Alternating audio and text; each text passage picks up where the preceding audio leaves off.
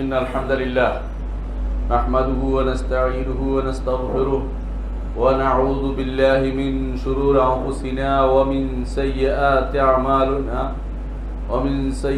أعمالنا من يهده الله فلا مضل له ومن يضلل فلا هادي له وأشهد أن لا إله إلا الله وحده لا شريك له وأشهد أن محمدا عبده ورسوله أما بعد فإن خير الحديث كتاب الله وخير الهدي هدي محمد صلى الله عليه وسلم وشر الأمور محدثاتها وكل محدثة بدعة وكل بدعة ضلالة وكل ضلالة في النار।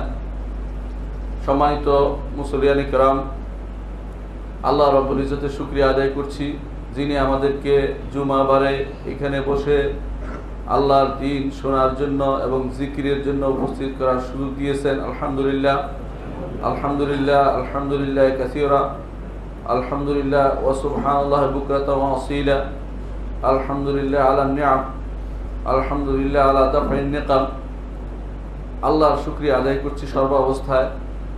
মনে রাখবেন, আল্লাহ রাব্বুল ইজ্জত তিনি আমাদের সৃষ্টি করেছেন, আমাদের জন্য একটা আজাল নির্ধারণ করেছেন, সময় নির্ধারণ করেছেন।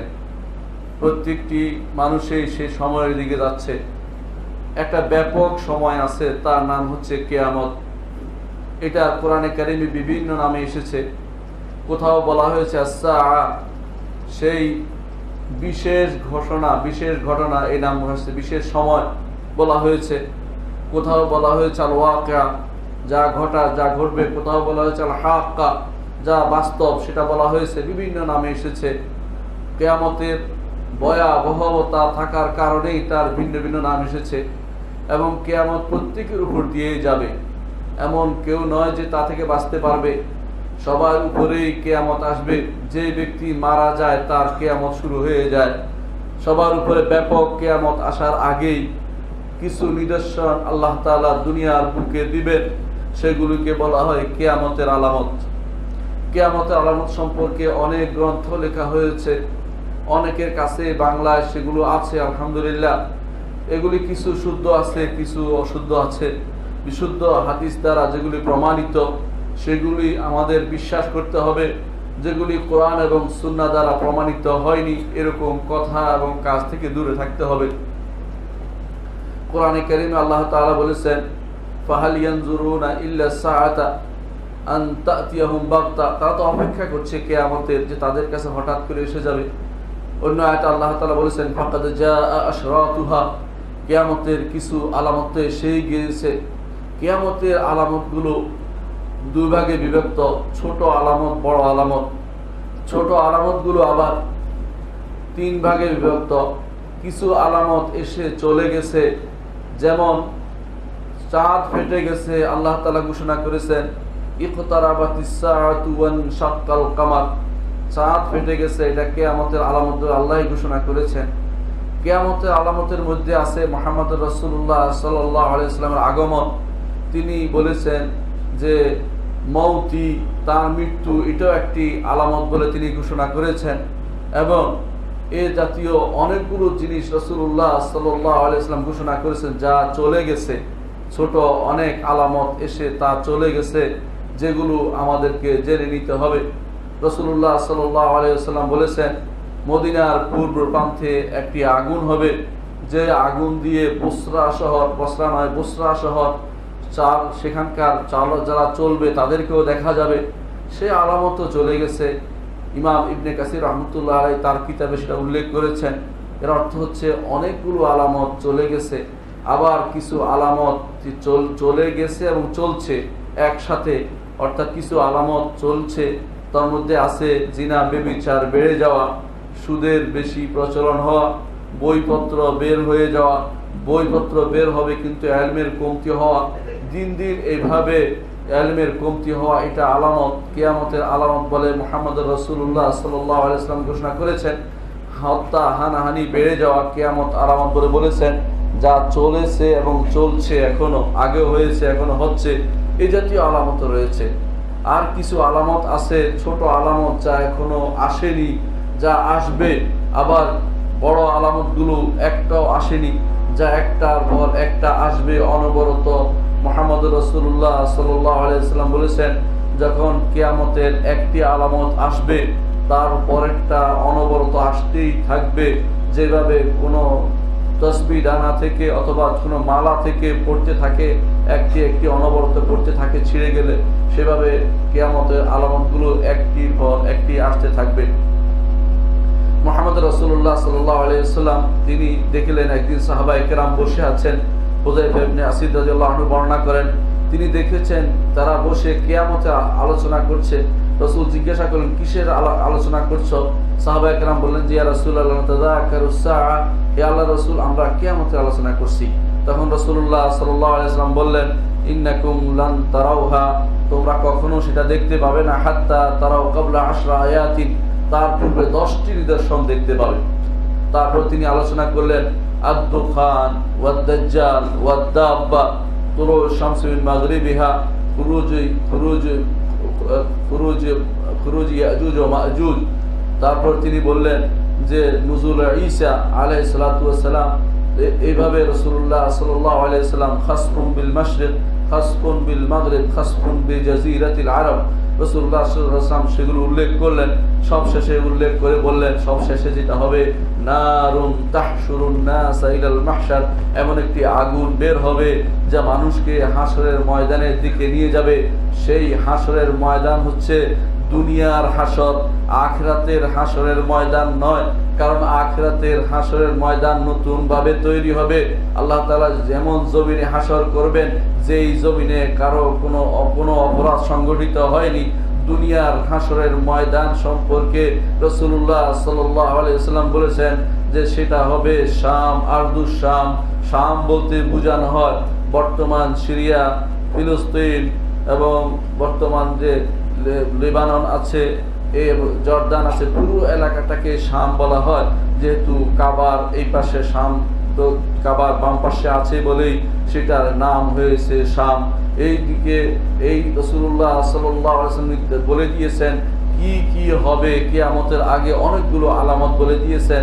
এই আলামতের মধ্যে কেউ কেউ এই আলামতের মধ্যে প্রথম যে আলামতটির কথা বলেছেন তা হচ্ছে খুরুজুল মাহদি, ইমাম মাহদির আগমন।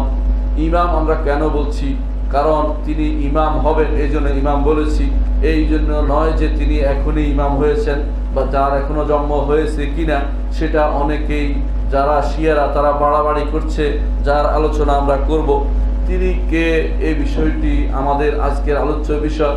ইমাম মাহদি হচ্ছেন মুহাম্মদ ইবনে আব্দুল্লাহ আল হাসানি আল আলাউই, অর্থাৎ তিনি, তার নাম হবে মুহাম্মদ, তার পিতার নাম হবে আব্দুল্লাহ, এবং তিনি হবেন ইমাম হাসানের বংশধর থেকে, এবং তিনি হবেন আলীর সন্তান, আলীর সন্তানদের মধ্যে অন্তর্ভুক্ত হবেন। এই রাসূলুল্লাহ সাল্লাল্লাহু আলাইহি ওয়াসাল্লাম এর কন্যা ফাতেমার বংশধর হিসাবে তিনি দুনিয়াতে আসবেন, এবং তিনি হাসান রাদিয়াল্লাহু আনহুর বংশধর হিসেবে আসবেন। এর কারণ বর্ণনা করছেন ইমাম ইবনে কাসির রাহমাতুল্লাহ আলাইহি, যে এর কারণ হচ্ছে এটা, যে ইমাম ইবনে কাইয়িম রাহমাতুল্লাহ আলাইহি বলছেন যে এর কারণ হচ্ছে যেহেতু হাসান নিজে খেলাফত ত্যাগ করেছিলেন, এই জন্য আল্লাহ তাআলা তার সন্তানকে খেলাফত দিয়ে সেটা পূর্ণতা দান করবেন, সারা বিশ্বের মানুষকে তার অধীন করবেন। যেভাবে তিনি খেলাফত ত্যাগ করার মাধ্যমে, হাসান খেলাফত ত্যাগ করে মুআবিয়া রাদিয়াল্লাহু আনহুকে খেলাফত দিয়েছিলেন এবং সমস্ত মুসলিমরা একমত হয়েছিল, তেমনিভাবে আল্লাহ তাআলা তার সন্তানের মধ্যে খেলাফত দিয়ে সমস্ত মুসলিমকে আবার এক ঐক্যে গ্রথিত করবেন। এটা ইমাম ইবনে কাইয়িম রাহমাতুল্লাহ আলাইহি বলেছেন। রাসূলুল্লাহ সাল্লাল্লাহু আলাইহি ওয়াসাল্লাম তার ব্যাপারে বেশ কিছু ভবিষ্যৎবাণী করেছেন। তার মধ্যে একটি হাদিস আমি উল্লেখ করছি। রাসূলুল্লাহ সাল্লাল্লাহু আলাইহি ওয়াসাল্লাম বলেছেন, লাউ লাম ইয়াবকা মিনাদ দুনিয়া ইল্লা ইয়াওমুন লা তাওয়ালাল্লাহু যালিকাল ইয়াওম হাত্তা ইবআসা ফীহি রাজুলান মিন্নি আও মিন আহলি বাইতি ইউআতু ইসমুহু ইসমি ওয়া ইসমু আবিহি ইসমু আবি। যদি দুনিয়ার পৃথিবীতে একদিনও বাকি না থাকে, মাত্র একদিন বাকি থাকে, আল্লাহ তাআলা সেটাকে অনেক লম্বা করে দিবেন। অর্থাৎ উদ্দেশ্য হচ্ছে আসবে এটা বলা যে অবশ্যই মাহদি মোহাম্মদ ইবনে হাসান মোহাম্মদ ইবনে আবদুল্লাহ এটা এই নামের একজন ব্যক্তি আসবে রসুলের বংশধর থেকে। এই জন্য রসুল বলছেন যদি দুনিয়া বাকি নাও থাকে আল্লাহ তাআলা সেটাকে লম্বা করে বাড়াবেন, যাতে করে আমার বংশের থেকে একজন লোককে তিনি প্রেরণ করবেন যার নাম হবে আমার নাম এবং যার পিতার নাম হবে আমার পিতার নামের সাথে সম্পৃক্ত একই নাম। ইমাম তিরমিজি এবং আবু দাউদ হাদিসটি বর্ণনা করেছেন এবং এগুলি সহিহ হাদিস। আবু সাঈদ খুদরি রাদিয়াল্লাহু আনহু থেকে বর্ণিত, তিনি বলেন রাসূলুল্লাহ সাল্লাল্লাহু আলাইহি ওয়াসাল্লাম বলেছেন যে আমার উম্মতের শেষে বের হবে মাহদি, আল্লাহ তাআলা তার হাতে এমন বরকত দিবেন যে জমিনকে বৃষ্টিতে পরিপূর্ণ করে দিবেন, জমিনের ফল ফলাদি এমন বের হবে যে তিনি অনেক সম্পদের অধিকারী হবেন এবং সেই সম্পদ মানুষকে অনবরত দুহাতে বিলাতে থাকবেন। সেখানে কোনো ভয় থাকবে না যে আবার না সম্পদ কম হয়ে যায়, এরকম ভয় থাকবে না। সম্পদের প্রাচুর্য বোঝানোর জন্য রাসূলুল্লাহ সাল্লাল্লাহু আলাইহি ওয়াসাল্লাম তিনি সাহাহান শব্দটি ব্যবহার করেছেন। রাসূলুল্লাহ সাল্লাল্লাহু আলাইহি ওয়াসাল্লাম আরো বলেছেন ওয়াতাকসুরুল মাশিয়া, এবং জানোয়ার জীবজন্তু এগুলি অনেক বেশি হবে। ওয়া তাজমুল উম্মত অনেক বেশি হবে, অনেক বাড়তি হবে। অর্থাৎ তখনকার সময়ে অধিকাংশ মানুষ ইসলাম গ্রহণ করবে, বরং যখন এরপরে যখন ঈসা আলাইহিস সালাতু ওয়াস সালাম অবতরণ করবেন তখন তিনি কোনো জিজিয়া গ্রহণ করবেন না বলে সরাসরি হাদিসে এসেছে। তিনি সলিব ভঙ্গ করবেন, অর্থাৎ যারা এখন শুল নিয়ে গলায় লাগাচ্ছে, ক্রুশ লাগাচ্ছে যারা এখন গলার মধ্যে, তাদের সেটা গ্রহণ করবেন না, তারা শুধু ঈমান আনবে। আল্লাহ তাআলা কোরআনে কারীমে সেটা বলে দিয়েছেন তিনি বলেছেন ওয়া ইমিন আহলিল কিতাব ইল্লা লা ইউমিনান্না বিহি ক্বাবলা মাউতিহি ওয়া ইয়াউমাল কিয়ামাতি ইয়াকুনু আলাইহিম শাহীদা। কিয়ামতের আগে প্রত্যেকটি আহলে কিতাব ঈমান আনবে। এর অর্থ হচ্ছে তখনকার দিনে আর কোনো মূর্তি পূজা থাকবে না, কঠিনভাবে তারা সবাই ঈমান আনবে এবং কেউ ঈমানের বাইরে থাকতে পারবে না। এই উম্মত অনেক বর্ধিত আকার হবে। এই অবস্থা সম্পর্কে তিনি বলেছেন ইয়াঈশু সাবআন আও তামানিয়া, তিনি 7 বা 6 বছর রাজত্ব করবেন। এর আগে জীবিত থাকবেন কিন্তু 6 বা 7 বছর, কোনো বর্ণনায় আছে 7 বা 8 বছর।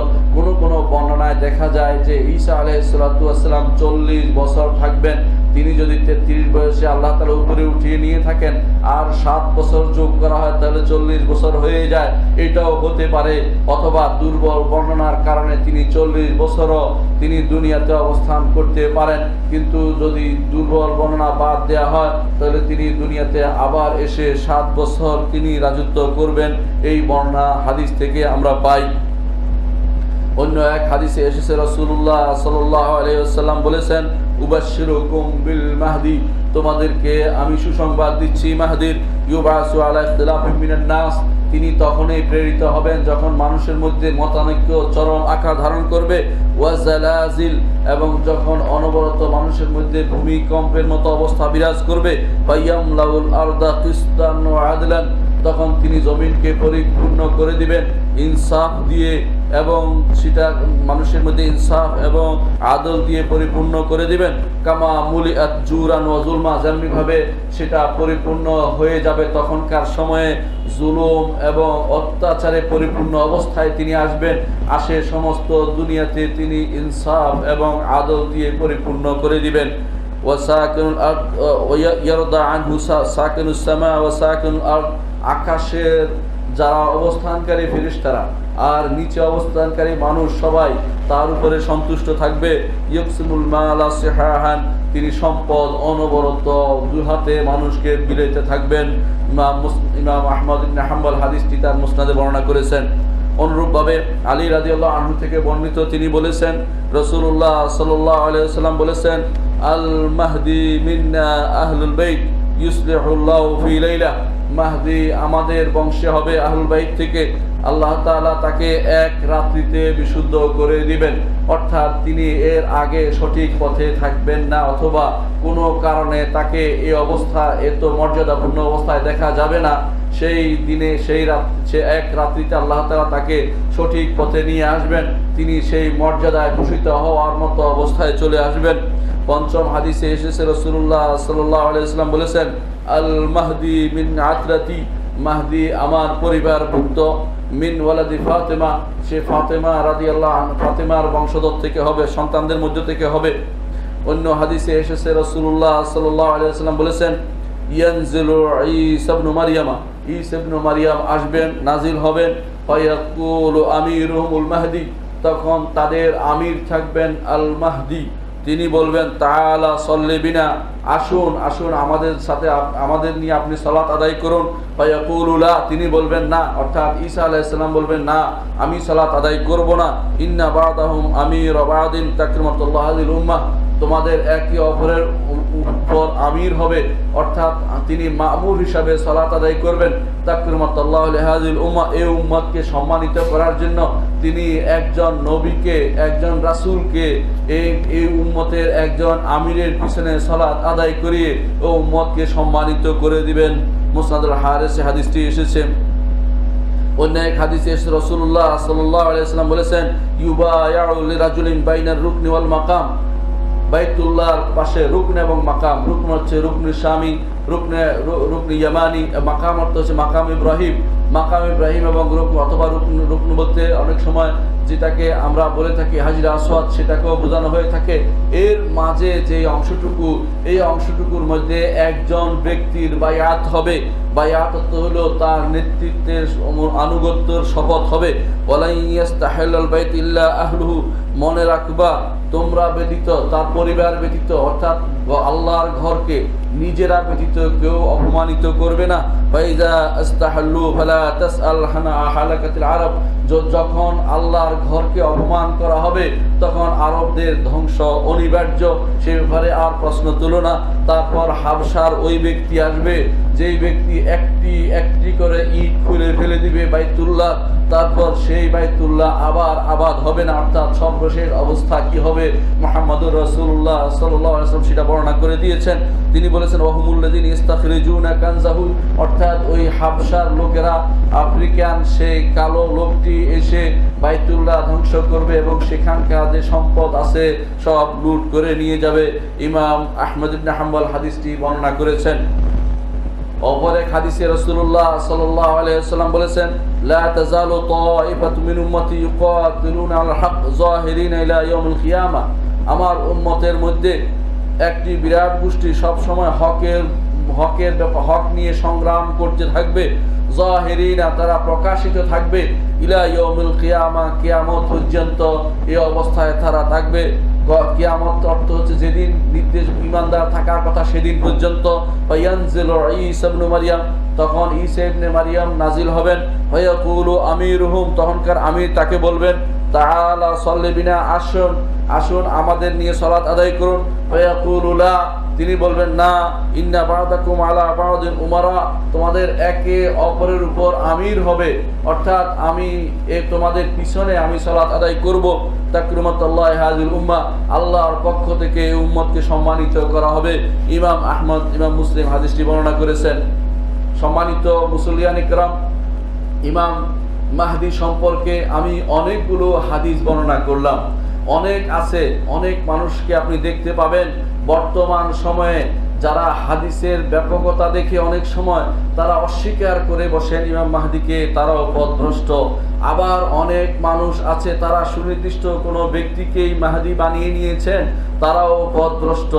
ইতিহাসে দেখা যায় অনেক মানুষ এভাবে নিজেদেরকে মাহদি বলে দাবি করেছে, আবার অনেক মানুষ অন্যদেরকে মাহদি বানিয়ে নিয়েছে। আমরা তার কিছু উদাহরণ পেশ করছি যাতে করে আপনাদের সামনে বিষয়টি স্পষ্ট থাকে।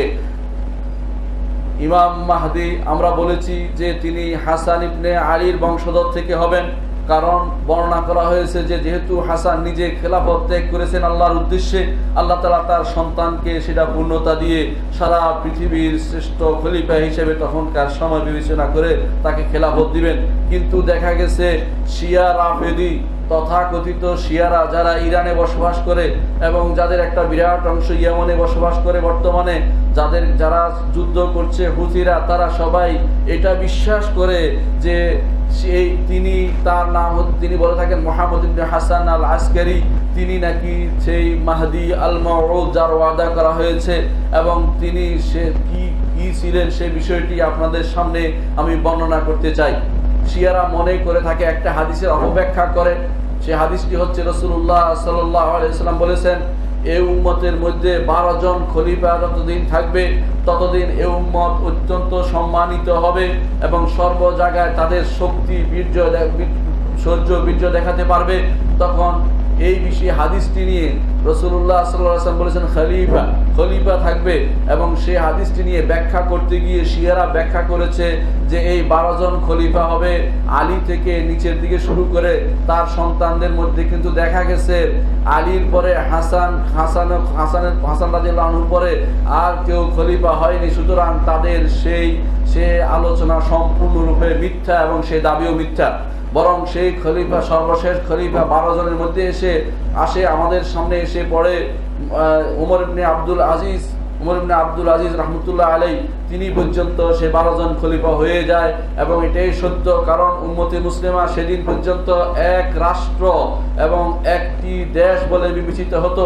এরপরে উম্মতে মুসলিমার মধ্যে ভাগ চলে আসে এবং খেলাফতের 2টি রাজ্য আলাদা হয়ে যায়, একটি হয় স্পেনে, আরেকটি হয় বাগদাদে। এই জন্য তখন ইসলামের সহ্য এবং শক্তি কমে যায় বলে মুহাম্মদ রাসূলুল্লাহ সাল্লাল্লাহু আলাইহি ওয়াসাল্লাম পূর্ব থেকে সাবধান করে গেছেন। তিনি আমাদেরকে ভালো সুসংবাদ শুনিয়ে গেছেন যে 12 জন খলিফা যতদিন না হবে ততদিন উম্মতের মধ্যে শক্তি, শৌর্য, বিজয় বজায় থাকবে, এবং সেটা ওমর ইবনে আব্দুল আজিজ পর্যন্ত শেষ হয়ে গেছে। এরপরে আর সেই শক্তি ছিল না। কিন্তু শিয়ারা ভুল ব্যাখ্যা করে, যারা ব্যাখ্যা করে বলে যে সেই খলিফা হবে, অথচ খলিফা হয়নি। আপনারা জানেন খলিফা একমাত্র হাসানের পর কেউ খলিফা হয়নি। তারা বলে থাকে যে হাসান ইবনে আলী হাসান, তারপর হুসাইন, তারপরে জাফর সাদেক, মুসা কাযেম, এভাবে তারা নাম বলতে বলতে আসে 11 জন হয়। আল্লাহ তাআলা মিথ্যাবাদীকে প্রকাশ করে দিবেন, সেজন্য 12 জন হয় না। কারণ হাসান আল আসকারি যখন তার মৃত্যু হয় তখন তার বয়স ছিল 6 বছর। 6 বছর বয়সে কেউ মারা গেলে তার সন্তান হওয়ার কথা নয়, এটাই হচ্ছে সত্য। তাকে যখন মেরে ফেলা হয় তখন তার বয়স ছিল 6 বছর। 11 জন হয়, 12 জন হয় না। তখন তারা বানালো একটা নতুন থিওরি। কি বানালো? তারা বলল যে হাসান আসকারি গোপনে একটি বিয়ে করেছিল, তার এক দাসী ছিল, সেই দাসীর ঘরে একটি সন্তান হয়েছে, সেই সন্তানকে কেউ কোনোদিন দেখেনি। তারা বলল যে সেই সন্তান কই, কেউ তো দেখলো না। বলল যে তিনি রাগ করে যে আমার শিয়া লোকেরা কেন আমাকে সহযোগিতা করেনি, কেন আমি খেলাফত প্রতিষ্ঠা করতে পারিনি, রাগ করে তিনি রেদওয়া পাহাড়ে ঢুকে গিয়েছেন। এই জন্য এখনো গেলে আপনি বাগদাদে ইরাকে দেখতে পাবেন তারা সেখানে গাড়ি নিয়ে, ঘোড়া নিয়ে, বিভিন্ন রকমের বাহন নিয়ে বসে আছে আর ডাকতেছে উখরুজিয়া মাওলানা, উখরুজিয়া মাওলানা। এইভাবে গাধার মতো তারা ডাকছে, কারণ তারা নিজেরাই গাধা। আবার তারা ডাকছে, কেউ কোনোদিন বের হবে না। কত বছর তিনি সেখানে বাঁচবেন চিন্তা করে দেখুন। বলছে, তারা ডাকছে যে বের হও মাওলানা, তুমি বের হও, তুমি কেন রাগ করে ভিতরে ঢুকে আসো? বের হলে তাকে গাড়ি দিয়ে, ঘোড়া দিয়ে নিয়ে আসবেন। এই জন্য সেখানে গাড়ি আর ঘোড়ার বহর দেখতে পাবেন আপনি। এই গাধা জাতি গাধার জন্য অপেক্ষা করছে। সেখানে কোনো মানুষ ঢুকেনি। পাহাড়ের ভিতরে ঢুকার রাস্তা কিভাবে ঢুকলো, এর নাম হচ্ছে সেরদাব বলা হয়। যে এই গোপন রাস্তায় ঢুকে গেছে, বের হয় না। বের না উম্মতে মুসলিমা এত বিপদ চলে যাচ্ছে, এত সমস্যা চলে যাচ্ছে, অথচ তিনি বের হয় না। তিনি কোন কাজে সেখানে আটকে রইলেন এবং কেন আটকে রইলেন সেটা আপনাদের বিবেকের কাছে ছেড়ে দিলাম। তারা ইচ্ছা করে বলে থাকেন যে এই মুহাম্মদ ইবনে হাসান আল আসকারি সেই হচ্ছে 12তম মাহদি। সে যখন বের হবে, তাদের কিতাবে লেখা আছে যে বের হয়ে কাবা ধ্বংস করবে। সে বের হয়ে তিনি যাদের হাতে এখন বাইতুল্লাহর ছাবি আছে, সাইবি গোত্রকে ধ্বংস করবেন, তাদের থেকে ছাবি নিবেন এবং তিনি কবর থেকে উঠিয়ে আবু বকর ওমরকে শুলে চড়াবেন। এই জাতীয় কথাগুলি তাদের কিতাবে লেখা আছে। প্রামাণ্য গ্রন্থে এত বড় মিথ্যাচার তারা করে থাকে যে কি করবে, যে আবার জীবিত হবে। তারা জাতি বিশ্বাসী, অর্থাৎ পুনর্জীবনে বিশ্বাসী, যে আবার আলী আসবে, আবার অমুক আসবে, তার শিয়ারা আবার এসে কচু কাটা করবে আহলুস সুন্নাতকে। এগুলি তাদের কিতাবে স্পষ্ট লেখা আছে। তাদের কিতাবে এটা কেন বলে, তারা মিথ্যাচার করে কি জন্য? একটি মুহাম্মদ ইবনে, তারা মনে করে থাকে যে মাহদি তাদের মধ্য থেকে হবে, কিন্তু মিলাতে পারছে না। যতগুলি ফেরকা বের হয়েছে শিয়াদের, সবাই এর কারণে বের হয়েছে। আপনাদের আশেপাশে ফেরকা আছে, বাবি ফেরকা, বাহাই ফেরকা, এদের একমাত্র কারণ হচ্ছে শিয়ারা। তারা বাব অর্থ হলো দরজা। একজন দাঁড়িয়ে শক্তিশালী বা তার ব্যক্তিত্ব আছে এমন দাঁড়িয়ে বলল যে যদি মাহাদির কাছে যেতে হয় আমার কাছ দিয়ে যেতে হবে, এর অর্থ হচ্ছে যত উপঢৌকন আমাকে দাও, আমি তার কাছে পৌঁছে দেব। এইভাবে বাবি বের হয়েছে, এইভাবে বাহাই বের হয়েছে, এইভাবে যুগে যুগে ফেতনা বা যত আছে, মোহাম্মদ ইবনে হাসান সিরাজি বের হয়েছে। এই যেহেতু যুগে যুগে বের হয়ে তারা ভিন্ন ভিন্ন ফেরকায় বিভক্ত হয়ে গেছে একটি মাসআলা নিয়ে, সেটি হচ্ছে মাহাদির মাসআলা, যে মাহাদি কোথায় গেল, মাহাদি কেন আসলো না, মাহাদি কেন হোসাইনের পরিবার থেকে আসছে না। তারা এই চিন্তায় বিভোর, অথচ মাহাদি হোসাইনের পরিবার থেকে আসবে না, মাহাদি আসবে হাসানের পরিবার থেকে। এই জন্য তারা ভুল পথে অগ্রসর হয়েছে। এই রাফেজিরা শিয়ারা অপেক্ষা করছে তাদের সেই মাহাদির জন্য, তাদের কথাবার্তায় আচার আচরণে সবই মাহাদি। এমনকি আপনি যদি দেখেন সেই ইমামুদ্দলালা খুমাইনি, পথভ্রষ্টদের ইমাম খুমাইনি, তার কিতাবের মধ্যে কিছুক্ষণ পরে যখনই সে বলে যে আমি হচ্ছি ওনার পক্ষ থেকে নায়েব, ওনার পক্ষ থেকে, অর্থাৎ সেই ইমামের পক্ষ থেকে তিনি নায়েব হিসাবে আসছেন, নায়েব পক্ষ থেকে একজন প্রতিনিধি হিসাবে আসেন, এটা বলেন। আর কোন নাম আসলে শেষে লেখেন আজ অর্থ হচ্ছে আজ্জালাল্লাহু খুরুজাহু, আল্লাহ তারা তাড়াতাড়ি বের করে নিয়ে আসুক। এটা দোয়া করতেছে, তারা কোনোদিন বের হবে না। এটা হচ্ছে তাদের মিথ্যাচার। এই গোষ্ঠী এখন সারা দুনিয়াতে তাদের সন্ত্রাস ছড়িয়ে দিচ্ছে। ইরাক থেকে শুরু করে ইরাক, সিরিয়া, এমনকি মিশরও ঢুকে পড়েছে এবং ইরান তারা দখল করে নিয়েছে, আফগানিস্তান এবং পাকিস্তান এবং সমস্ত জায়গায় তাদের জিনিস ছড়িয়ে দিচ্ছে। আমাদের দেশেও তাদের অবস্থান অত্যন্ত ভয়াবহ, যে অবস্থার মাধ্যমে তারা অনেকেই আহলে বাইতের মিথ্যা দাবিদার, মিথ্যা মহব্বতের দাবি করছে, আহলে বাইতের নাম দিয়ে মানুষকে বিভ্রান্ত করছে। তারাই তো হত্যা করেছে হুসাইন ইবনে আলীকে, তারাই হত্যা করেছে তার সন্তানদেরকে, অথচ তারা কান্নাকাটি করে, মায়া কান্না করে তাদের জন্য। এখানে কোনো আহলে সুন্নাত তাদেরকে হত্যা করেনি, শিয়ারা নিজেরাই সেখানে কুফার মাটিতে রাসূলুল্লাহ সাল্লাল্লাহু আলাইহি ওয়াসাল্লামের সেই নাতিকে হত্যা করেছে, যেই নাতিকে রাসূলুল্লাহ সাল্লাল্লাহু আলাইহি ওয়াসাল্লাম ভালোবাসতেন। তিনি তার গায়ের উপর দিয়ে, তিনি সবসময় ঘোড়ার মতো করে তাকে সাজিয়ে তার উপর দিয়ে চলেছেন, সেই নাতিকে তারা হত্যা করেছে। অথচ এখন মায়া কান্না করে আহলে বাইতের জন্য কান্নাকাটি করছে। আহলে বাইতের জন্য কান্নাকাটি করে লাভ নাই, ঈমান এবং ইসলাম নিয়ে থাকুক। ঈমান এবং ইসলাম বিরোধী তারা আমাদের কোরআন মানে না, তারা আমাদের হাদিস মানে না, তারা আমাদের সাহাবায়ে কেরামকে কাফের বলে, তারা আমাদের বিরুদ্ধে কিছু করতে পারলে খুশি হয়। আহলে সুন্নাতের বিরুদ্ধে তারা সব সময় তাকিয়া অবলম্বন করে। আমাদেরকে গালি দিলে তাদের সওয়াব হয়, আমাদেরকে ফাঁকি দিলে, আমাদেরকে কোন রকমের খারাপ কিছু করতে পারলে তাদের আনন্দ অনুভূত হয়। এই জাতির সাথে আমাদের কিভাবে মিল হতে পারে? এরা হচ্ছে রাফেদি, তারা মনে করে মিথ্যা বা মাহাদি তাদের মধ্যে থেকে মনে করে থাকে। দ্বিতীয়ত আরেক গোষ্ঠী যারা নিজেদের মাহাদি দাবি করেছে, সে হচ্ছে আব্দুল্লাহ ইবনে সাবা। তখন আব্দুল্লাহ ইবনে সাবা ইহুদি, ইসলাম গ্রহণ করে বলে আমি সেই মাহাদি। অর্থাৎ মাহাদির দেখেন কত দিক থেকে এরকম দাবি আসছে। তৃতীয়ত মুখতার সাকাফি শিয়া, সে দাবি করে বসেছে যখন যে আমি হচ্ছি, তিনি বলতে মুখতার সাকাফি দাবি করেছে মুহাম্মদ ইবনে হানাফিয়া সে হচ্ছে মাহাদি। আমার দেশে মুহাম্মদ ইবনে হানাফিয়া নিয়ে লেখা আছে, বিষাদ সিন্ধু পড়তে পড়তে কান্নাকাটি করে চোখের পানি ফেলে দেন, অথচ পুরা ঘটনাটা মিথ্যা। সাহিত্য হিসাবে পড়া যাবে, কিন্তু এর কোনো ঘটনা বিশ্বাস করলে গুনাহ হবে, কারণ এর প্রত্যেকটি ছত্র মিথ্যায় লেখা, এর কাছে সত্যের লেশ মাত্র নাই বিষাদ সিন্ধুর। এই জন্য এই বিষাদ সিন্ধুর মধ্যে মুহাম্মদ হানাফিয়ার কথা লেখা আছে। সে বলে মাহাদি না, তিনি মাহাদি নন, তিনি একজন ভালো মানুষ ছিলেন ঠিক, কিন্তু মাহাদি হিসাবে তাকে বলার কোনো সুযোগ নেই। আল্লাহ তাআলা তার রাসূলের মাধ্যমে যা সুসংবাদ দিয়েছেন তিনি সেই মাহাদি নন। ফারকাতুল কাইসানিয়া আরেকটি ফেরকা আছে, তারাও দাবি করে যে মুহাম্মদ ইবনে হানাফিয়া সে হচ্ছে মাহাদি, কিন্তু এটা শিয়াদের একটি ভুল ফেরকা, খারাপ ফেরকা, পথভ্রষ্ট ফেরকা, এরা দাবি করে থাকে। আরেক গোষ্ঠী জাইদি যারা, তারা দাবি করে থাকে যে মুহাম্মদ ইবনে নাফসুজ জাকিয়া, মুহাম্মদ ইবনে যায়েদ যিনি নাফসুজ জাকিয়া নামে বিখ্যাত ছিলেন, সে হচ্ছে মাহদি। আরেক গোষ্ঠী দাবি করে থাকে মাইমুন আল কাদ্দাহ কারামতা। কারামতা ফেরকা কারা? তারা ওই ফেরকা যারা কাবা ধ্বংস করেছিল, কাবার পাথর তুলে নিয়ে চলে গিয়েছিল আহসাতে, আজ পর্যন্ত কাবার মধ্যে যে হাজরে আসওয়াদ আছে তা হচ্ছে মাত্র কয়েকটা টুকরা। পুরো হাজরে আসওয়াদকে নিয়ে তারা পালিয়ে গিয়েছিল, আজও তারা ফেরত দেয়নি। এরা হচ্ছে সম্পূর্ণরূপে মাজুসদের বংশধর, সম্পূর্ণরূপে খারাপ লোক।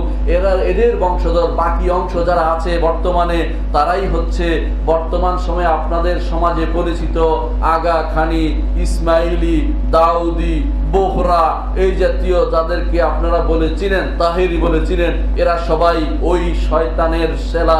এরাই হচ্ছে সেই মাইমুন, উবাইদুল্লাহ ইবনে মাইমুন আল কাদ্দা, যে মিশরে ফাতিমি বংশ নামে মিথ্যা যে রাজত্ব সৃষ্টি করেছিল, সেই মিথ্যুক, সে নিজেকে দাবি করত সেই হচ্ছে মাহদি। এই জন্য মাহদির দাবিদার ইতিহাসে অভাব নেই। মুহাম্মদ ইবনে তুমরুদ, এই ব্যক্তি মাগরেব ইউনিয়নে মরক্কোতে বসবাস করত, সে একসময় দাবি করে বসলো যে আমি সেই মাহদি, কিন্তু আল্লাহ তাআলা তার মিথ্যা দেখিয়ে দিলেন এবং সে যে মিথ্যুক সেটা প্রমাণ করে দিলেন। কারণ তার পিতার নাম কখনো আব্দুল্লাহ ছিল না এবং তার নামের সাথে মিল হলো না এবং তাকে হত্যা করা হলো। তার মাধ্যমে কোথাও কিছু সেই জাতীয় রাসূলুল্লাহ সাল্লাল্লাহু আলাইহি ওয়াসাল্লাম যা বলেছেন কোথাও সেটা প্রমাণ করতে তারা পারলো না। আরেক গোষ্ঠী আহমদ ইবনে আব্দুল্লাহ সুদানি, মিশরে তারা মাহদিয়া ফেরকা হয়ে গেছে একটা, এখনো সেখানে মাহদি আলাদা ফেরকাই আছে, বিরাট গোষ্ঠী মাহাদবী তাদেরকে নাম বলা হয়, ওদেরকে ডাকা হয়। এই মাহাদি গোষ্ঠী তারা নিজেরা মাহাদি দাবি করে বসলো। আরেক গোষ্ঠী সর্বশেষ যেই মহা ফিতনা হয়েছিল আপনারা জানেন, সৌদি আরবে বাদশাহ মালিক ফাহাদের সময় বিরাট ঘটনা ঘটেছে। তারা সেই কাবার ভিতরে যে হত্যাকাণ্ড ঘটিয়েছে, সেখানে এক ব্যক্তি নাম হচ্ছে মুহাম্মদ ইবনে আব্দুল্লাহ, নাম মিলে গেছে দেখে খুশি হয়ে গেছে, কিন্তু সে হচ্ছে কাহতানি, সে মুহাম্মদ রাসূলুল্লাহ সাল্লাল্লাহু আলাইহি ওয়াসাল্লাম হাসানের বংশধর নয়, কিন্তু শুধুমাত্র মুহাম্মদ ইবনে আব্দুল্লাহ মিলার কারণে তাকে নিয়ে একটা বিরাট গোষ্ঠী ষড়যন্ত্র করে সেখানে রক্ত গঙ্গা বইয়ে দিয়েছে এবং ষড়যন্ত্র করেছে। আল্লাহ তাআলা সেটাকে নির্বংশ করে দিয়েছেন, তাদের সমস্ত ষড়যন্ত্রকে নস্যাৎ করে দিয়েছেন, কারণ সবই হচ্ছে মিথ্যা। এই মাহদি নয়, মাহদি আসবে, কিন্তু মাহদি নিয়ে বর্তমান সময়ে যা হচ্ছে সেটাই বলার আমার উদ্দেশ্য। যুগে যুগে যেভাবে কিছু মানুষ মাহদি নিয়ে বিভ্রান্ত হয়েছে, বর্তমান সময়ে কিছু মানুষ মাহদি নিয়ে বিভ্রান্ত হচ্ছে। কারো কারো কাছে মাহদি এসেই গেছে, কেউ কেউ স্বপ্ন দেখছে মাহদিকে দুধ খাওয়াচ্ছে, কেউ কেউ স্বপ্ন দেখছে মাহদির চুল ছোট, দাড়ি ছোট, কেউ কেউ স্বপ্ন দেখছে। এই জাতীয় স্বপ্ন ওরাই দেখে যারা বসে বসে স্বপ্ন দেখে, তারা সারাক্ষণ চিন্তা করতেছে নিজে মাহদি হওয়ার অথবা নিজে কাউকে মাহদি বানানোর চিন্তায় বসে আছে। এটা ইসলামের নীতি নয়। ইসলাম বলে যখন যা আসবে তখন তার অনুসরণ করব, এর আগ পর্যন্ত মাহদি খুঁজে বেড়ানো ইসলামের কোন নীতির ভিতরে পড়ে না। এই জন্য যারা দাবি করছে তারা ভুল করছে। এই মাহদি কখনো নিজেও দাবি করবে না, মাহদি কখনো নিজেও দাবি করবে না যে সে মাহদি, বরং মানুষ তাকে জোর করে ধরবে এবং সে বায়াতের জন্য তাকে জোর করবে, এবং সেই পরিস্থিতি এখনো তৈরি হয়নি। এটা যারা বলে থাকে তারা সঠিক পথে নেই, এটাই আমাদেরকে বলতে হবে। মনে রাখতে হবে মাহদির তার নাম এবং মুহাম্মদ রাসূলুল্লাহ সাল্লাল্লাহু আলাইহি ওয়াসাল্লাম পিতার নাম একরকম হতে হবে, অর্থাৎ মুহাম্মদ ইবনে আব্দুল্লাহ হবে, এবং যেটা অবশ্যই তৃতীয় যে সূত্রটা হচ্ছে হাসানের বংশধর থেকে হবে, এবং তিনি খুব বেশি পরিচিত ব্যক্তিত্ব হবেন না। দেখা যায় কোনো সময় দেখা যায় কোনো বক্তারা আলোচনা করছেন যে অমুককে দেখা গেছে যে স্বপ্নের মধ্যে অমুককে দেখছে, আবার কোনো বক্তা বলেন যে একজন মহিলা স্বপ্নে দেখছে তিনি দুধ পান করাচ্ছেন চাঁদকে। এখন যিনি তাবির অপব্যাখ্যাকারী স্বপ্নের ব্যাখ্যা করতেছেন, তিনি বলতেছেন, তিনি কান্নাকাটি করে বললেন যে তাহলে আমাদের মাহদি বোধহয় চলে এসেছে, বড় হচ্ছে। কোথাকার কোন গায়েবী সংবাদ, গায়েবীর বিষয়ে কোনো কথা বলা ইসলাম জায়েজ মনে করে না। হারাম এই জাতীয় কথা বলা, কারণ এর পক্ষে কোনো দলিল নেই। এগুলি বানোয়াট কথা বলা। আল্লাহ তাআলা কোরআনে কারীমে বলেছেন, ইন্নাজ যান্না লা ইউগনি মিনাল হাক্কি শাইআ, ধারণা করে হকের ধারণা করে কথা বলা হকের কাছেও কেউ যেতে পারবে না। আর ধারণা করে কথা বলা জায়েজ নাই, কারণ রাসূলুল্লাহ সাল্লাল্লাহু আলাইহি ওয়াসাল্লাম বলেছেন, বিইসা মাতিয়াতুল কওমি জাআমু, অত্যন্ত খারাপ জিনিস হচ্ছে ধারণা করে কথা বলা। মাহদি এসে গেছে, এসে যাচ্ছে, তার পিছনে খুঁজে বেড়ানো ঈমানদারের কাজ নয়। এই কাজগুলি যারা করছে সম্পূর্ণরূপে ভুল পথে আছে।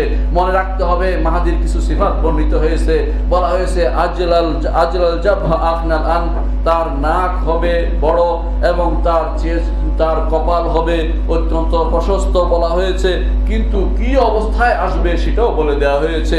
সেখানে কোনো খলিফার মৃত্যু হবে, খলিফা থাকবে, খলিফার মৃত্যু হবে, দুনিয়ার বুকে ফিতনা ফাসাদ বেড়ে যাবে এবং 3 খলিফার সন্তানদের মধ্যে যুদ্ধ হবে। আমরা এই কোনোটি দেখতে পাচ্ছি না। দ্বিতীয়ত, তিনি হবেন নেককার বান্দা, শরীয়তের বড় আলেম হবেন, এর কোথাও খুঁজে আমরা পাচ্ছি না বর্তমান সময়ে।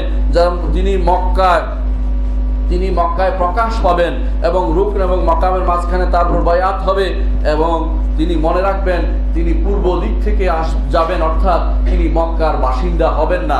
এটাই প্রমাণ করে কোনো কোনো বর্ণনায় যা এসেছে সেটা এখন আপনাদের সামনে স্পষ্ট করা উচিত বলে আমি মনে করছি। অনেকে নাকি নিজেরা এখন থেকে সেনাবাহিনী তৈরি করে রেখেছেন যে অমুকের সেনাবাহিনী হবেন। এর জাতীয় দুঃখজনক ঘটনা আর কিছু হতে পারে না। ইসলাম এগুলি করতে বলে না। এগুলি হচ্ছে কিছু মানুষের আবেগ তাড়িত কাজ। আবেগের নাম ইসলাম নয়।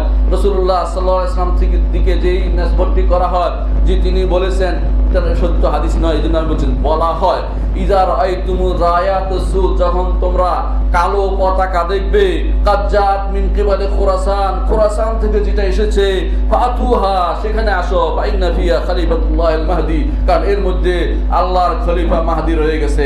এটা মিথ্যা কথা, এটা কখনো হয়নি, এগুলি বানোয়াট।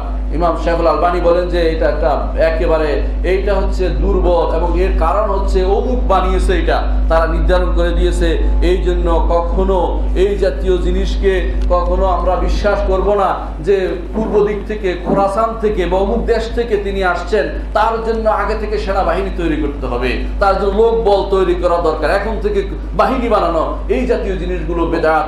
কিছুদিন আগেও আপনারা দেখেছেন যারা ইরাকের মধ্যে বিভিন্ন জায়গা ছিল, বিভিন্ন জায়গায় অবস্থান নিয়েছিল, তারা কি করেছে, কালো পোশাক পরে একেবারে বিরাট কিছু করে ফেলেছে।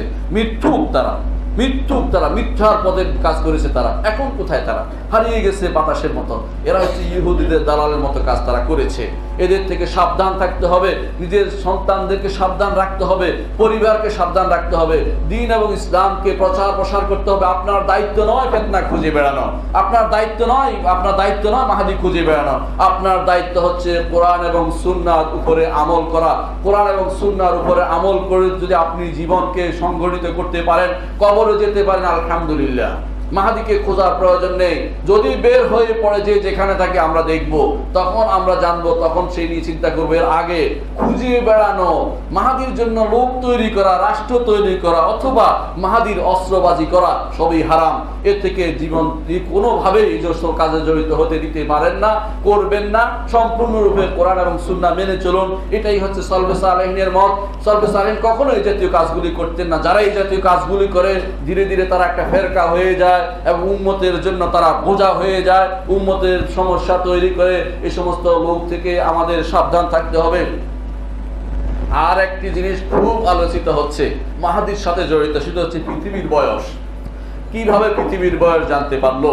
দেখার বিষয়। কিছু মানুষ দলিল দিয়ে থাকে, আগে দলিলগুলো শুনুন। তারা বলে থাকে দুনিয়া ৭,০০০ বছর, ৭,০০০ বছর রাসূলুল্লাহ সর্বশেষ হাজারে আসছে। সুতরাং এই সর্বশেষ হাজার হলে তাহলে কিভাবে মিললো? আমরা তো এখন 1500 বছরের 1500 তারা বলে দুনিয়ার আগে চলে গেছে, এখন আমরা হাজারের ভিতরে 500 বাড়ছে। মানে মন গড়া যত রকমের থিওরি আছে, মিথ্যা হাদিসগুলো একত্রিত করে মুখে বলে দিল সহিহ হাদিস। সহিহ হাদিস বললে হয় না, সহিহ হাদিস অবশ্যই সালফে সালেহিন থেকে সহিহ হিসাবে আসতে হয়। সালফে সালেহিন কে সেটা সহিহ বলেছে? যেখানে আমাদের ইমামগণ বলে দিয়েছেন এগুলো দুর্বল, সেখানে সহিহ বলে দিচ্ছে, আর একটার সঙ্গে একটা মিশিয়ে সেটাকে সহিহ বানিয়ে চালিয়ে দিচ্ছে। এই জাতীয় তথ্য দিয়ে মানুষকে বিভ্রান্ত করা হচ্ছে, এই জাতীয় তথ্য দিয়ে মানুষের ঈমানকে নিয়ে চিনিমিনি খেলা হচ্ছে। এই জাতীয় তথ্য গ্রহণযোগ্য নয়, আপনারা গ্রহণ করবেন না। দুনিয়ার বয়স কত আল্লাহ বলে দেননি। রাসূলুল্লাহ সাল্লাল্লাহু আলাইহি ওয়াসাল্লাম বলেছেন, বুইস্তু ওয়াস-সাআতু কাহাতাইন, আমাকে প্রেরণ করা হয়েছে, আমার পরে আমার সাথে কিয়ামত এইভাবে অঙ্গাঙ্গিভাবে জড়িত।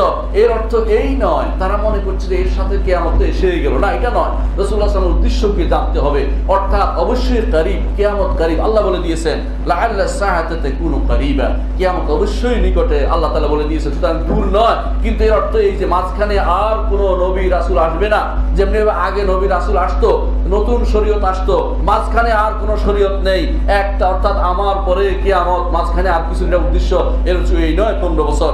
যেখানে মুহাম্মদুর রাসূলুল্লাহ সাল্লাল্লাহু আলাইহি ওয়াসাল্লাম তাকে আল্লাহ তাআলা বলছেন ইয়াসআলুকান নাস আনিস সাআ, মানুষ আপনাকে কিয়ামত সম্পর্কে জিজ্ঞাসা করছে। কুল ইন্নামা ইলমুহা ইনদাল্লাহ, বলুন এর ইন্নামা। ইবনে হাজার বলেন, যে ইবনে কাসির বলেন, সবাই বলেন, শাওকানি এবং কি আমাদের শানকিতি রাহিমাহুমুল্লাহ, তারা সবাই বলেন ইন্নামা দিয়ে অর্থ হচ্ছে কেউ জানে না, হিসাব করে বের করার কোনো ক্ষমতা নেই। হিসাব করে বের করার কোনো ক্ষমতা না। যারা বলে দুনিয়া শেষ হয়ে যাচ্ছে, 49 বছর, 59 বছর, অথবা 61 বছর, 51 বছর, 57 বছর, সবই মিথ্যাচার। এগুলি কোনো একটি বিশ্বাস করলে ঈমান থাকবে না, কারণ মিথ্যা কথার উপর কোনো কিছু নির্ভর করে না। আল্লাহ তাআলা বলেছেন ইন্নামা ইলমুহা ইনদাল্লাহ, এর জ্ঞান শুধু আল্লাহর কাছে আছে। ওয়ামা ইউদরিকা লাআল্লা সাআতা তাকুনু কারীবা, তবে আপনাকে কিসে জানাবে কিয়ামত তো নিকট হতে পারে। অর্থাৎ আপনার কিয়ামত নিকটে, এতে কোনো সন্দেহ নেই, কিন্তু হিসাব নিকাশ করে বা কোনো বছর নির্ধারণ করা ঈমানদারের কাজ নয়, ঈমানদার সেটা করতে পারে না।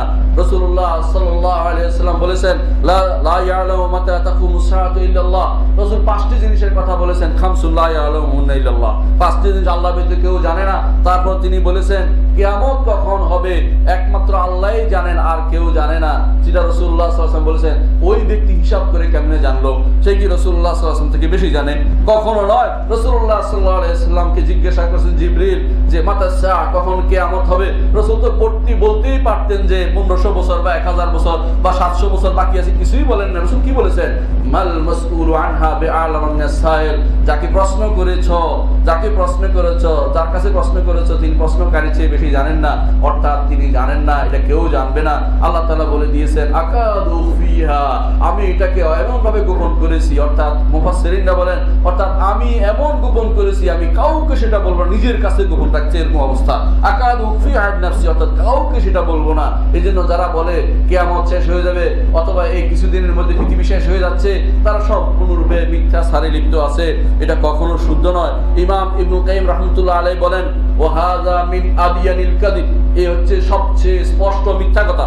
লাউ কানা সাহিহান লাকানা কুল্লু ওয়াহিদ আলিমান, যদি এটা সত্য হতো যে পৃথিবীর বয়স 1500 বছর, তাহলে প্রত্যেকটি মানুষে জানতে পারতো, তাহলে আল্লাহ তাআলার এই বাণী কখনো আর শুদ্ধ হয় না। আল্লাহ তাআলা বলেছেন ইয়াসআলুনাকা আনিস সাআতি আইয়ানা মুরসাহা, তারা আপনাকে জিজ্ঞাসা করে কিয়ামত সম্পর্কে কখন সেটা সংঘটিত হবে। কুল ইন্নামা ইলমুহা ইনদা রাব্বি, বলুন এর জ্ঞান তো আমার রবের কাছে রয়েছে।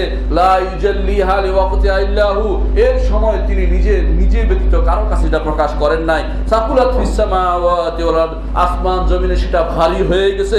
লা তাতিকুম ইল্লা বাগতা, সেটা হঠাৎ করে এসে পড়বে। ইয়াসআলুনাকা কাআন্নাকা হাফিয়ুন আনহা, তারা আপনাকে প্রশ্ন করছে যে আপনি সেটা জানেন বুঝি, গোপন করে রাখছেন বুঝি। কখনো নয়। কুল ইন্নামা ইলমুহা ইনদাল্লাহ, বরং এটা হচ্ছে আল্লাহর কাছে, এর জ্ঞান আল্লাহর কাছে, আর কেউ সেটা জানে না। অন্য আয়াতে আল্লাহ তাআলা বলেন ইন্নাল্লাহা ইনদাহু ইলমুস সাআ, একমাত্র আল্লাহর কাছে। সূরা লোকমানের শেষে যে 5টি জিনিসের কথা বলা হয়েছে, সেখানে কিয়ামতের জ্ঞান একমাত্র আল্লাহর কাছে আছে। সুতরাং 1500 বছর বা 1200 বছর বা এর আগে ঘটনা বহু ঘটে গেছে, সময় বেশি নেই। আমি শুধু এটাই বলবো, প্রথম তারা বলতো 1200 বছর, যখন 1200 পার হলো এবং তাড়াতাড়ি করে আরেকটা থিওরি বের করে, না ভুল হয়েছে 1500 বছর। ঠিক আপনারা দেখবেন কিছুদিন পরে 1500 পার হওয়ার পরে বলবে যে ভুল হয়েছে বোধহয় 2100 বছর। এইভাবে ভাগ করতে থাকবে, কোনো নির্ধারণ করা শরীয়ত অনুমোদন করে না। এই জাতীয় কখনো বলবেন না কিয়ামত কখন আসবে, কিয়ামত আসার এই জাতীয় কখন কথা বলা জায়েজ নাই। যারা বলে থাকে যে রাসূলুল্লাহ সাল্লাল্লাহু আলাইহি ওয়াসাল্লাম যে এক হাদিসে এসেছে, তিনি বলেছেন আদ-দুনিয়া জুমআতুম মিন জুমাইল আখিরাহ, অনেকে দলিলগুলি দিচ্ছে, আমি ইচ্ছা করে খণ্ডন করে শেষ করবো ইনশাআল্লাহ। বলে থাকে যে দুনিয়া হচ্ছে এক জুমা, আখিরাতের 7 জুমার মধ্যে এক জুমা, আর 6000 বছর চলে গেছে, 6100 বছর চলে গেছে, এই বাকি আছে। এই হাদিসটা মুনকার, এটা থেকে দলিল দেওয়া যাবে না। এটা মিলাইয়া 10-12টা একসাথে মিলিয়ে মিথ্যা সত্য মিলিয়ে একসাথে করেছে তারা। সত্য হাদিস যেটা আছে সেটা আপনাদের বলবো। রাসূলুল্লাহ সাল্লাল্লাহু আলাইহি ওয়াসাল্লাম এক হাদিসে বলেছেন, হাদিসটা তারা উল্লেখ করে থাকে যে তোমাদের যে অবস্থান বাকি আছে আসরের ওয়াক্ত থেকে মাগরিবের সময় পর্যন্ত বাকি আছে, এটা দিয়ে দলিল দিয়ে থাকে। এই হাদিসটির এই সনদটা ইবনুল জাওজি বলেছেন মিনাল মাওদুআত, হাদিসটি বানোয়াট হাদিস। ইবনুল আসির বলেছে এর শব্দগুলি বানোয়াট, এই জাতীয় হাদিস গ্রহণযোগ্য নয়। কোনো হাদিস দলিল দিয়ে থাকেন, শুনে দেখেন, হাদিস শুদ্ধ হয়, দলিল গ্রহণ করে অশুদ্ধ হয়। এরকম 2টা হাদিস উল্লেখ করবো। এক নম্বর হচ্ছে তারা বলে থাকে যে রাসূলুল্লাহ সাল্লাল্লাহু আলাইহি ওয়াসাল্লাম উদাহরণ দিয়েছেন আমাদের যে সওয়াব বেশি দেওয়ার কারণ, বলছে এটা এইরকম যে কোনো মানুষ আছে, রাসূলুল্লাহ সাল্লাল্লাহু উদাহরণ দিয়েছেন তোমাদের এবং আগের উদাহরণ হচ্ছে এরকম, এক লোকে কিছু কাজের লোক খাটাইছে, কাজ লোক লাগাইছে, এরা দুপুর পর্যন্ত আমল করেছে ইহুদিরা, তাকে এক কিরাত দিল। আর যারা যোহর থেকে আসর পর্যন্ত তাদের 1 কিরাত দিল, আসর থেকে মাগরিব 2 কিরাত দিল। এটা উদাহরণ হচ্ছে তোমাদের মতো ইহুদি, নাসারা এবং তোমরা 3 ভাগ করে দিলেন। আচ্ছা, আমি জিজ্ঞাসা করি হিসাবটা কেমন ভুল হচ্ছে? দেখেন, প্রথমত ভুল এটাই, আমাদের আগে কি ইহুদিদের আগে কোনো জাতি ছিল না? তো ওদের কথা তো আসে নাই। এর অর্থ হচ্ছে রাসূলুল্লাহর উদ্দেশ্য এটা নয়, পৃথিবীর বয়স বলা উদ্দেশ্য নয়। রাসূলের উদ্দেশ্য হচ্ছে এই উম্মতকে আল্লাহ বেশি করে দান করেছেন সেটা বলা উদ্দেশ্য, এটা আল্লাহর বিশেষ রহমত এবং ফজল বলা উদ্দেশ্য। এবং তিনি নেসবা বর্ণনা করেছেন যে ইহুদি এবং নাসারাত থেকে আমাদের আমলে বেশি সওয়াব আল্লাহ তাআলা আমাদের লিখবে, কারণ আমরা খুব অল্প আয়ু পেয়ে থাকি, এই জন্য আল্লাহ তাআলা তার রহমতের ভিত্তিতে আমাদের বেশি করে দিয়েছে। এটা অর্থ এটা নয় যে কিয়ামত হয়ে যাচ্ছে বলি আমরা হিসাব করতেছি 7000 বছর, ইহুদি নাসারাত হলে কেমনে হয়, এই কথাগুলি সম্পূর্ণ ভুল। দ্বিতীয় হচ্ছে তাদের মধ্যে কেউ কেউ বলে থাকে কিয়ামত যখনই হোক এই উম্মত শেষ হয়ে যাবে, অর্থাৎ উম্মতে মুসলিমা থাকবে না। তারা হিসাব করছে কি ইহুদি নাসারা তারা একটা সময় পাস করেছে, এক হাদিসে আসছে। আচ্ছা চিন্তা করে দেখুন ইহুদি নাসারা এখন আছে কি নাই, অবশ্যই আছে, তাহলে বোঝা গেল উম্মত থাকবে। যারা এই জাতীয় ব্যাখ্যা করছেন সেটাও একটা ভুল, এবং ভুল ব্যাখ্যার উপর নির্ভর করে সারা দুনিয়াতে মানুষকে, বেশ কিছু মানুষ শুধু বাংলা ভাষায় নয় অন্যান্য ভাষায়ও মানুষকে বিভ্রান্ত করছে। আরবি ইংরেজি ভাষাতে এরকম কিছু মানুষ আছে এই জাতীয় জিনিস নিয়ে অঙ্ক কষে কষে হাজার হাজার অঙ্ক কষে কষে বের করছে, এরা যেন নতুন এক পদার্থবিদ্যা জারি করছে আমাদের ইসলামের ভিতরে, এগুলি ইসলাম গ্রহণ করে না।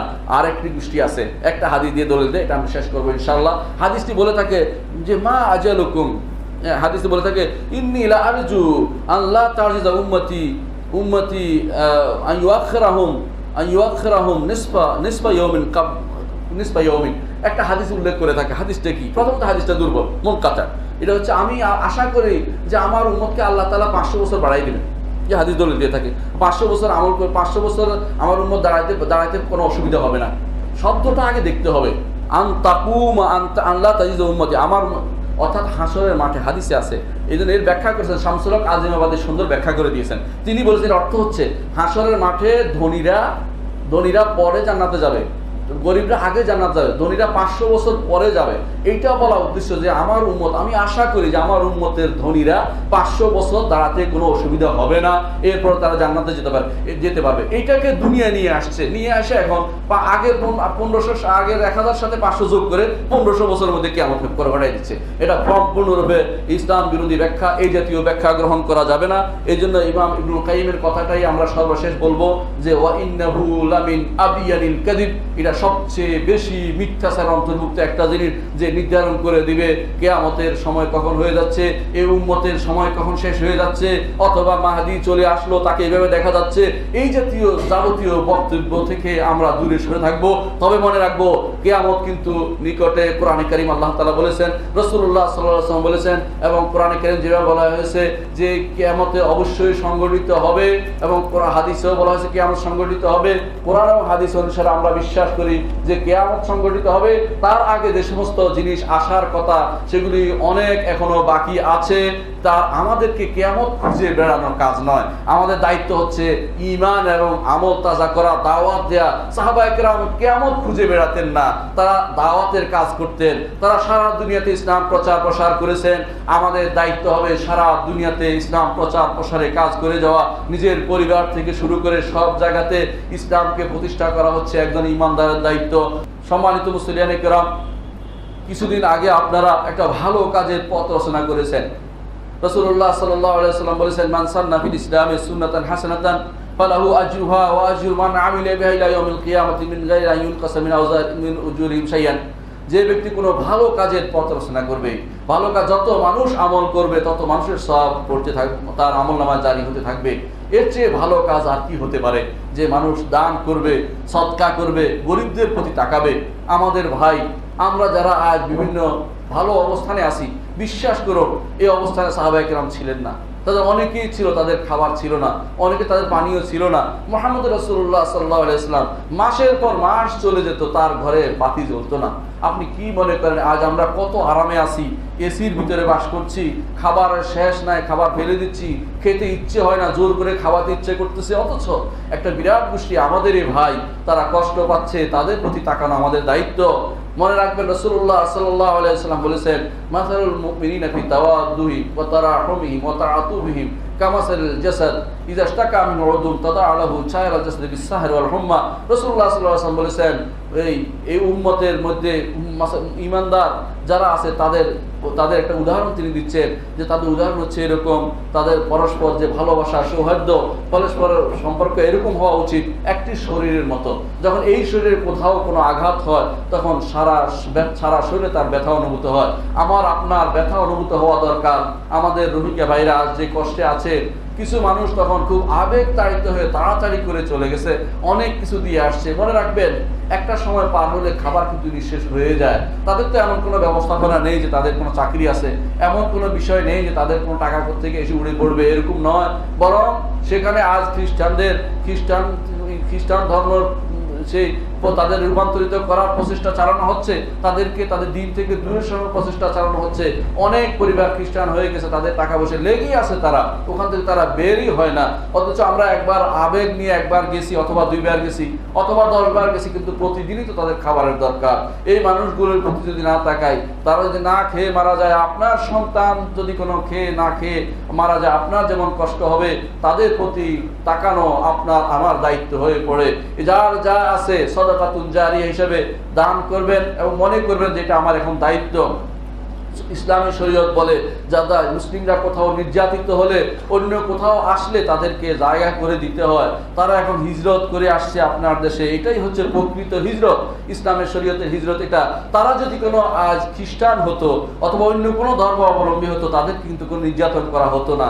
বরং একটি মানুষের জন্য ইউরোপ আমেরিকা একসাথ হয়ে যায়, কিন্তু আপনি মুসলিমরা শত শত হাজার হাজার মুসলিম মানলো, তারা মনে করে কোনো ছাগলও মরে নাই। ছাগলের জন্য কান্নাকাটি করে তারা, কুকুরের জন্য কাঁদে, কিন্তু মুসলিমের জন্য কান্নাকারি করার মতো কেউ নেই। আমাদের সবার উচিত তাদের জন্য আমাদের সাহায্যের হাত বাড়িয়ে দেয়া। যে যতটুকু পারেন, আপনার অনেক আছে, মনে রাখবেন, আপনি দেন। সাহাবায়ে কেরাম কিভাবে করেছেন, যারা তাদের কাছে হিজরত করে এসেছে, প্রত্যেকেই সমান করে ভাগ করে দিই সম্পদকে। আমরা এতটুকু চাইবো না, কিন্তু অনেক আছে আপনার কাছে, তাদেরকে প্রত্যেকে দান করবেন তাদের জন্য, এবং তাদের জন্য নিজেদের মনকে উজাড় করে দান করবেন, তাদের জন্য দোয়া করবেন, এবং তাদের খেয়াল রাখবেন যাতে করে তাদের ঈমান চলে না যায়। একজন ঈমানদার মানুষের ঈমান রাখার দায়িত্ব আপনারও রয়েছে। তাদেরকে এমন পরিস্থিতিতে নিতে দিবেন না যা তারা কুফরিতে বাধ্য হয়ে যায়। কারণ কাদাল ফকরান ইয়াকুনা কুফরান, মানুষ দারিদ্রতা অনেক সময় কুফরের দিকে নিয়ে যায়। আজ আমাদের সমাজে কোনো জায়গাতে এই অবস্থার সুযোগ নিচ্ছে, যারা আমাদেরকে ধর্মান্তরিত করে অন্য ধর্মে নিয়ে যেতে চাচ্ছে, এই সুযোগ তারা নিয়ে নিচ্ছে। আমাদের প্রত্যেকের উচিত হাত বাড়িয়ে দেয়া। এই ভাইদের প্রতি যারা এখানে দায়িত্বশীল আছেন, অনেকে এই কাজে ব্রতী আছেন, তারা চেষ্টা করছেন কিছু দিতে, আপনারা আপনাদের হাত বাড়িয়ে দিন, মুক্ত হস্তে তাদের জন্য দান করুন। এই আহ্বান রেখে আমি আমার কথা শেষ করছি। মনে রাখবেন, আল্লাহ তাআলা তার নবীকে বলেছেন, তার উপর নবীর জন্য সালাত আদায় করতে আমাদেরকে নির্দেশ দিয়েছেন, আলা ওয়া সাল্লু আলা খায়রুল বাশারিয়া কামা আমারাকুমুল্লাহু আযজা ওয়া জাল্লা ফি কিতাবিহি ওয়া সান্না বিমালাইকাতিল মুসাববিহাতিল কুদসি ওয়া সাল্লাতা বিকুম আইয়ুহাল মুমিনুন ফাকালা তাআলা মুখবিরান ওয়া আমিরা ইন্নাল্লাহা ওয়া মালাইকাতাহু ইউসাল্লুনা আলান নবী ইয়া আইয়ুহাল্লাযিনা আমানু সাল্লু আলাইহি ওয়া সাল্লিমু তাসলিমা। وقال النبي صلى الله عليه وسلم من صلى علي مرة صلى الله عليه بها عشرا فقولوا اللهم صل على محمد وعلى آل محمد كما صليت على إبراهيم وعلى آل إبراهيم إنك حميد مجيد اللهم بارك على محمد وعلى آل محمد كما باركت على إبراهيم وعلى آل إبراهيم إنك حميد مجيد اللهم ارض عن الخلفاء الراشدين أبي بكر وعمر وعثمان وعلي وأن سائر الصحابة والتابعين رضوان الله عليهم أجمعين اللهم اغفر لنا ولإخواننا الذين سبقونا بالإيمان ولا تجعل في قلوبنا غلا للذين آمنوا ربنا إنك رؤوف رحيم اللهم انصر المسلمين في كل مكان اللهم أيدهم بتأييدك يا رحمن اللهم اغفر لهم اللهم اغفر لهم اللهم اغفر لهم يا أرحم الراحمين اللهم ردهم إلى دينهم يا أكرم الأكرمين يا الله পৃথিবীর আনাচে কানাচে যত মানুষ নির্যাতিত হচ্ছে সবাইকে তুমি রহমত করো আল্লাহ। যত মুসলিমরা কষ্ট পাচ্ছে তাদের প্রতি তুমি দয়া করো আল্লাহ। তাদেরকে তুমি দ্বীনের দিকে ফিরিয়ে দাও আল্লাহ। আল্লাহ তাদের জন্য তুমি একজন কায়েদে জব্বার তুমি দেখিয়ে দাও আল্লাহ। আল্লাহ তাদের নেতৃত্ব দেওয়ার মতো লোক তৈরি করে দাও আল্লাহ। আল্লাহ আমাদেরকে দ্বীনের জন্য কবুল করো আল্লাহ। আল্লাহ আমাদের সন্তানদেরকে কবুল করো আল্লাহ।